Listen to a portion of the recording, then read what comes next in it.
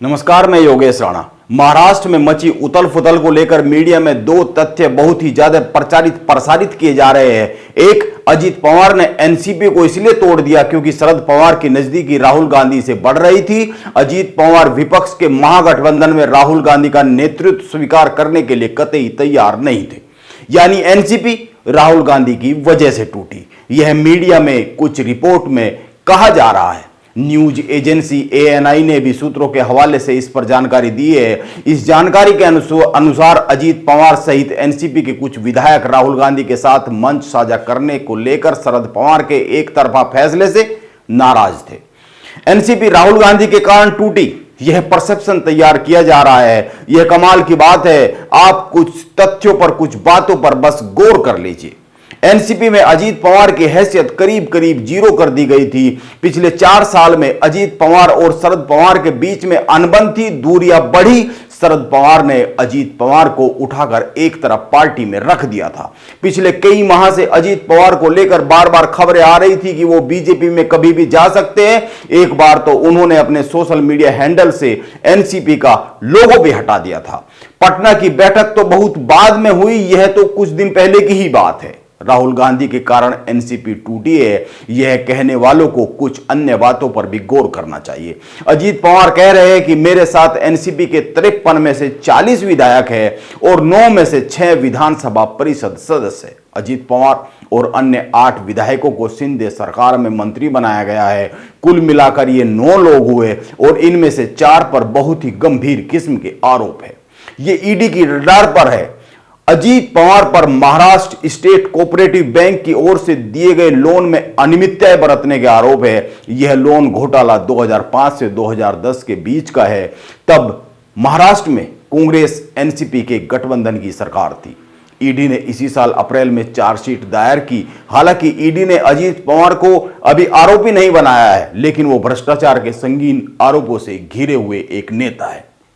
अब दूसरे नंबर पर आते हैं छगन भुजबल। 5 बार के विधायक है, महाराष्ट्र के डिप्टी सीएम रह चुके हैं। 1999 में एनसीपी के गठन के बाद पार्टी के पहले प्रदेश अध्यक्ष थे। पीडब्ल्यूडी मंत्री रहते हुए 2006 में 100 करोड़ रुपए के प्रोजेक्ट का कॉन्ट्रैक्ट देने में अनियमितताएं बरतने का आरोप है। ईडी ने इन पर मनी लॉन्ड्रिंग का केस भी दर्ज किया हुआ है। 2 साल जेल में रहने के बाद जमानत मिली। मुंबई यूनिवर्सिटी में करप्शन के मामले में एंटी करप्शन ब्यूरो ने भी केस दर्ज किया था। अब तीसरे नंबर पर आते हैं हसन मुशर्रफ। 5 बार के विधायक है, एनसीपी का बड़ा मुस्लिम चेहरा है। इन पर सर सेनापति Santaji Ghorpade sugar factory limited और उनके परिवार से जुड़ी कंपनियों के कामकाज में अनियमितताएं बरतने का आरोप है। ईडी ने छापेमारी की थी। अप्रैल में स्पेशल कोर्ट ने इनकी अग्रिम जमानत याचिका खारिज कर दी थी। हालांकि हाईकोर्ट ने इन्हें राहत मिल गई। इनके 3 बेटों की जमानत याचिका एक कोर्ट में पेंडिंग है। अब चौथे नंबर पर आती है अदिति तटकरे। वो एनसीपी सांसद सुनील तटकरे की बेटी है। उनको भी शिंदे सरकार में मंत्री बनाया गया है। सिंचाई घोटाले में anti corruption bureau Ajit Pawar के साथ साथ सुनील तटकरे की भी जांच कर रही थी। 2017 में एसीबी द्वारा दायर आरोप पत्र में तटकरे का नाम का उल्लेख किया गया था। हालांकि उस समय उनका जिक्र अभियुक्त के तौर पर नहीं किया गया था, लेकिन उस समय जो मीडिया रिपोर्ट आई थी उनमें कहा गया था कि अलग से आरोप पत्र दाखिल किया जाएगा। ईडी ने 2022 में तटकरे के खिलाफ प्रारंभिक जांच शुरू की थी। यह उन 9 में से 4 लोग हैं जो बीजेपी के पास चले गए और शिंदे सरकार में मंत्री बन गए। इसीलिए पहली बात तो यह समझनी जरूरी है कि एनसीपी राहुल गांधी के कारण टूटी है या फिर इन लोगों के अपने कर्मों, अपने स्वार्थों के कारण टूटी है, या फिर बीजेपी के पास महाराष्ट्र की राजनीति को साधने के लिए कोई विकल्प ही नहीं बचा था, चारा ही नहीं बचा था एनसीपी को तोड़ने के अलावा। क्योंकि शिंदे महाराष्ट्र की मराठा राजनीति को साधने में नाकाम होते हुए साफ साफ दिख रहे हैं। और अब खबरें आ रही है कि इसी तरह का अगला कांड बिहार में होने वाला है। बीजेपी के नेताओं ने कहना भी शुरू कर दिया है, क्योंकि बिहार के डिप्टी सीएम तेजस्वी यादव के खिलाफ चार्जशीट फाइल कर दी गई है। बिहार में कांड होगा या नहीं होगा इस पर तो बात कर ही लेंगे। बात महाराष्ट्र की जारी रखते हैं और ध्यान में रखा जाना चाहिए कि महाराष्ट्र की 48 और बिहार की 40 सीटें बीजेपी के लिए बहुत मायने रखती है 2024 के सीन में।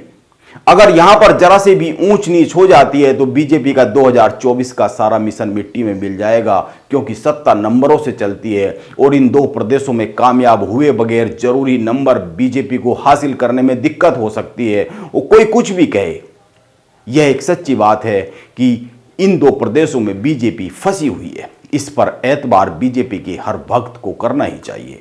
आप एक बात पर गौर कर लीजिए, बीजेपी के पास महाराष्ट्र में कोई स्ट्रॉन्ग मराठा चेहरा नहीं था।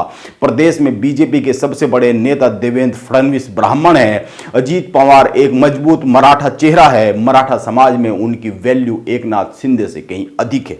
एकनाथ शिंदे को लाया गया था, लेकिन वो अपने काम में मराठा राजनीति को साधने में सफल होते हुए नहीं दिख रहे थे। अब अजीत पवार के रूप में बीजेपी के पास बड़ा मराठा चेहरा आ गया है। महाराष्ट्र में सबसे बड़ा और मजबूत वोट बैंक मराठा है, यह करीब 31.2% है। इसके बाद प्रदेश में नंबर आता है ओबीसी का, जो कि करीब 28% है।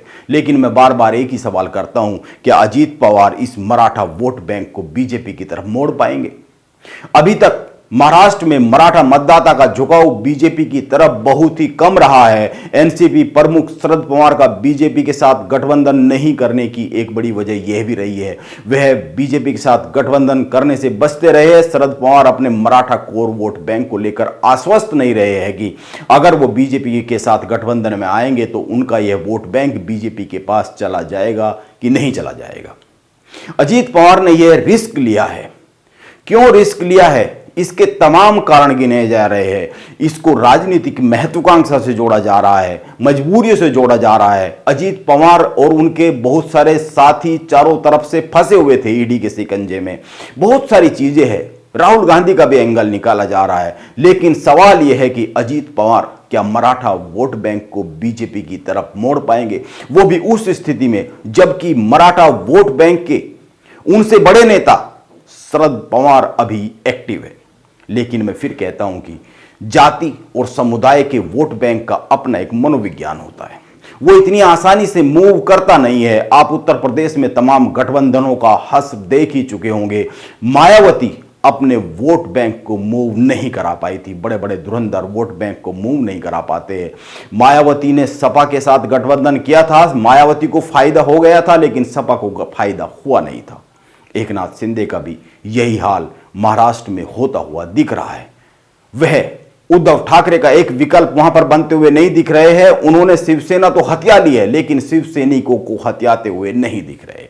वो उद्धव ठाकरे के प्रभाव वाले वोट बैंक में सेंध नहीं लगा पा रहे हैं। इसीलिए महाराष्ट्र में बीजेपी फायदे में रहेगी या नुकसान में रहेगी, इसको लेकर अभी कुछ बहुत निश्चितता के साथ कहा नहीं जा सकता है। हाँ, 2 बातें बहुत ही साफ है। एक, बीजेपी ने महाराष्ट्र में विपक्षी दलों में अस्थिरता पैदा कर दी है, विपक्षी दलों को तोड़ दिया है, उनकी ताकत को बांट दिया है। इसीलिए आने वाले समय में बीजेपी को लाभ होगा, इसकी गुंजाइश ज्यादा है। और दूसरी बात, बीजेपी राहुल गांधी के नाम से बड़ी भयभीत है, इसीलिए वो एनसीपी की टूट को भी राहुल गांधी से जोड़कर पेश कर रही है। यह बहुत ही साफ सी तस्वीर है। नमस्कार, मैं योगेश राणा, आप बने रहे मेरे साथ।